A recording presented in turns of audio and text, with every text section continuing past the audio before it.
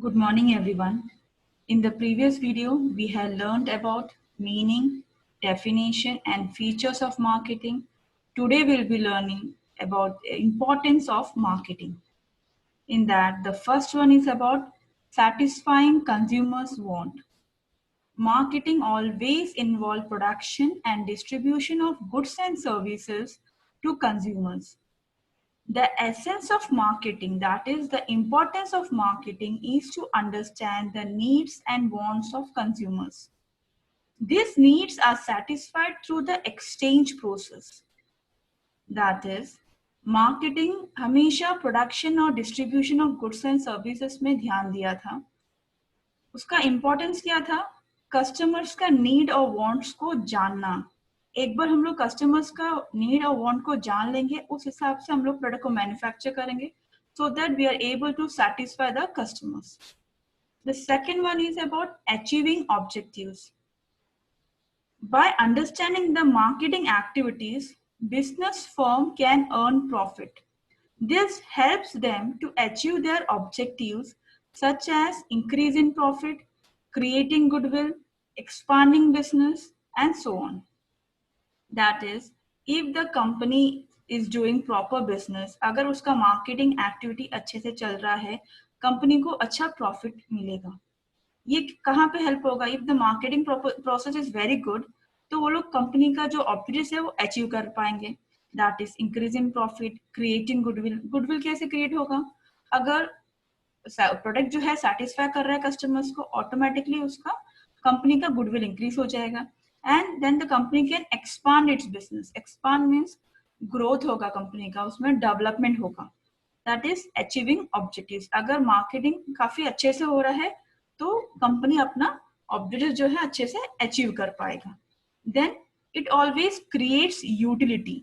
Utility means a state of being useful. हम लोग कैसे यूज कर पाएंगे, कैसे यूज आएगा. Marketing helps in creating time, place, form and position utility. 4 type का यूटिलिटी है, that is time, place, form and position utility. Time utility is created due to warehousing. For example, अभी rainy season चल रहा है तो हमको umbrella लगेगा, रेनी sandals लगेगा, रेन कोट लगेगा. तो ऐसा नहीं होगा कि वो लोग रेनी सीजन जब स्टार्ट होगा तभी वो लोग मैन्युफैक्चर करना शुरू करेंगे. ऐसे नहीं होगा. वो लोग का ये जो मैन्युफैक्चरिंग काम रहेगा पूरा साल भर चलेगा. बट ये कैसे वो लोग टाइम यूटिलिटी का मतलब they will be storing it in the warehouse. वो लोग अपने वेयर हाउस में स्टोर करेंगे. जब यूज करना है, जब उसका सीजन आएगा तब वो लोग उसको मार्केटिंग करना शुरू करेंगे. Then place utility. Place utility due to transportation. अभी हम जहां रहते हैं ऐसा नहीं कि हर चीज यहीं पे मैन्युफैक्चर हो रहा है, बट ड्यू टू ट्रांसपोर्टेशन की वजह से मैन्युफैक्चर कहीं और हो रहा है, हमको यहाँ चीजें मिल रही है. Form utility. Form utility means production. Production means यहाँ पे कस्टमर का नीड और वांट को जान के they are producing the goods. Position utility. Possession utility is created when the ownership and possession get transferred from the seller to the buyer. Possession utility means अभी जो चीज मैं परचेज कर रही हूँ, suppose I am purchasing a pen from a shop. जब मैं pen purchase कर रही हूँ तो मैं उसके लिए पे कर रही हूँ. वो जो मैं पे कर रही हूँ वो उस पेन का प्राइस रहेगा. It is always called as an exchange value. तो ये जो एक्सचेंज वैल्यू है वो मैं पे करने के बाद मैं परचेज कर रही हूँ एक पेन को. अब उस पेन पे मेरा ओनरशिप है क्योंकि मैंने उसको परचेज किया है. मेरे परचेज करने के पहले तक वो शॉपकीपर का ओनरशिप था. That is position utility means it creates when the ownership and position get transferred from the seller to the buyer. Shopkeeper से अगर मेरे पास आ रहा है वो पेन, मैंने परचेज किया, तो उस पेन पे ओनरशिप मेरा होगा. That is about creates utility. 4 type का यूटिलिटी है: time, place, form and position. The fourth one is widens market. Widens market means marketing includes various promotional tools. ये कैसे हमारा मार्केट कैसे एक्सपांड करेगा? If you are effectively using the marketing, it enables a firm to expand. हमारा जो firm रहेगा expand होगा, हम लोग मार्केटिंग का प्रॉपर्ली यूज कर रहे हैं. इसमें अलग अलग प्रमोशनल टूल्स है. That is advertisement. एडवर्टाइजमेंट क्या हम सबको मालूम है, हम लोग न्यूज़पेपर्स, मैगजीन्स में देखते हैं. वेयर द जो कंपनी रहेगा दे आर क्रिएटिंग अवेयरनेस. वो हमको अवेयरनेस दे रहा है कस्टमर्स को या जनरल पब्लिक को, ताकि हम लोग उस प्रोडक्ट की तरफ अट्रैक्ट हो जाए, हम लोग वो चीजों को परचेज करें। दैट इज एडवर्टाइजमेंट, उस प्रोडक्ट के बारे में पॉजिटिव फीचर्स बताना, जो उसकी अच्छाई है वो सिर्फ हमको वो दिखाया जाता है कि कितना अच्छा प्रोडक्ट है, हमको मोटिवेट करता है या हमको स्टिमुलेट करता है वो चीज परचेज करने के लिए। That is advertising. Personal selling, personal selling मालूम है सबको, door to door selling. Otherwise sales promotion, sales promotion means जो ऑफर्स आता है mostly buy one get one free, या कुछ कूपन्स मिलता है, कुछ डिस्काउंट्स मिलता है, वो हमारा हो जाएगा sales promotion. Direct marketing, it can be also called as telephone marketing. इसमें क्या होगा, we are not purchasing anything from the retailers, we are purchasing from the manufacturer, that is about direct marketing. This are the different tools of promotions. अगर हम लोग properly इसको use करेंगे तो definitely क्या होगा, हमारा मार्केट जो है वाइडन हो जाएगा।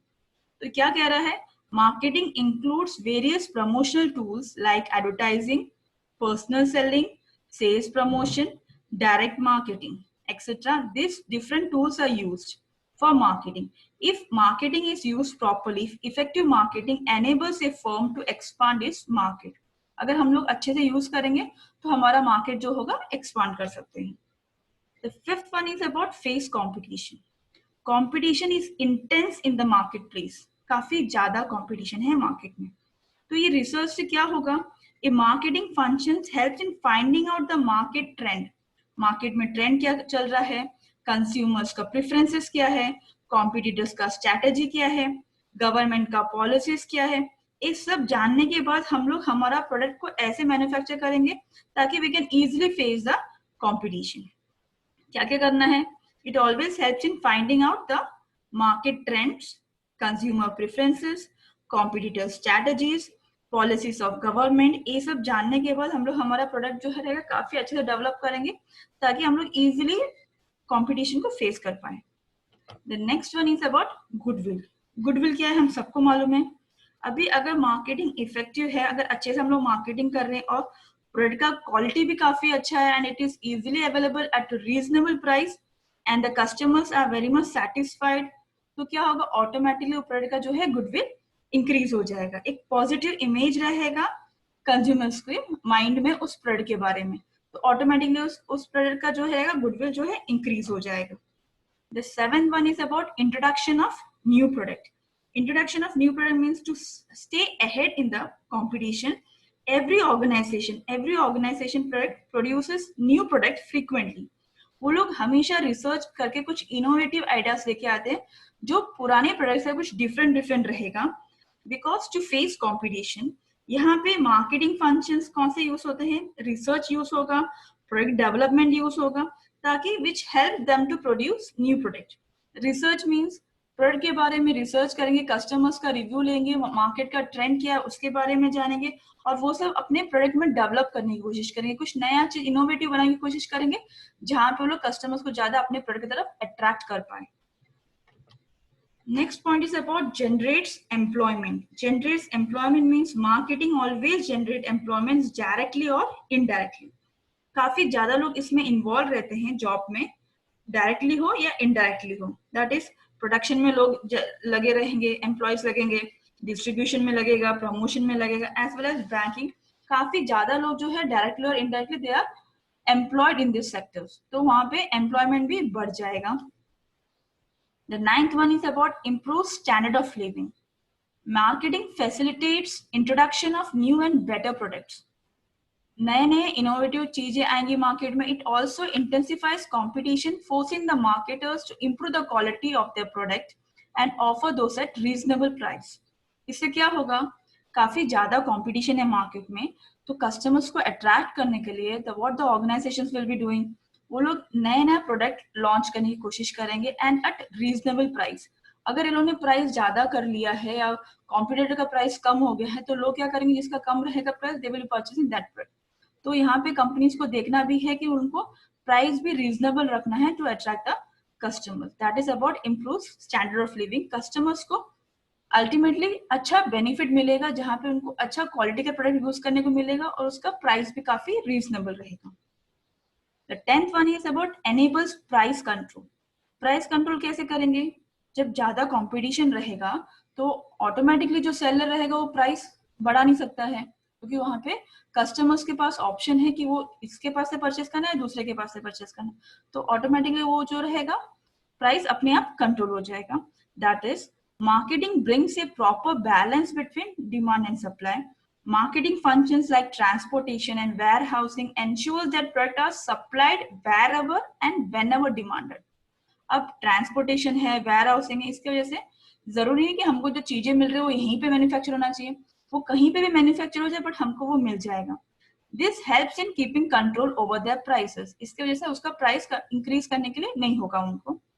The 11th one is spread effect. Spread effect means marketing leads to growth in other allied areas. Allied areas means linked areas. Marketing से जितना उसके फंक्शंस लिंक्ड रहेगा उस सब में स्प्रेड इफेक्ट रहेगा. मार्केटिंग की वजह से उधर भी एम्प्लॉयमेंट रहेगा, जॉब अपॉर्चुनिटीज रहेगा, वो ऑर्गेनाइजेशंस भी डेवलप होगा.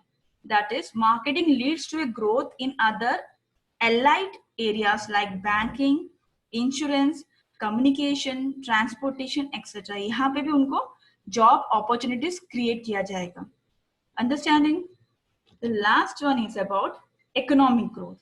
Economic growth कैसे होगा? Marketing always brings industrial growth. It facilitates optimum utilization of resources. It creates demand for goods and services, which encourages production and distribution activities, thus bringing about overall economic growth. What do you mean by this? Proper optimum utilization of resources. हमारे पास जो भी resource available रहेगा हम लोग उसको properly use करेंगे ताकि जो गुड्स एंड सर्विसेज का जो डिमांड है हम लोग उसको सेटिस्फाई कर पाए एंड ऑटोमेटिकली हमारा जो रहेगा इकोनॉमिक ग्रोथ हो जाएगा. आई होप यू ऑल अंडरस्टूड. अभी इसका तुमको नोट्स बनाना है. ये जो दोनों मैंने पार्ट 1 और पार्ट 2 है, दोनों को वीडियोस को तुमको अच्छे से देखना है, समझ में आएगा तुमको. And please prepare notes. Whatever I am explaining in English, write it down in a book. Hindi का एक्सप्लेनेशन तुमको समझने के लिए है, जो मैं इंग्लिश में एक्सप्लेन कर रही हूँ प्लीज राइट इट डाउन, उसको नोट्स बना and start preparing. Okay, I hope you understood. Take care, bye.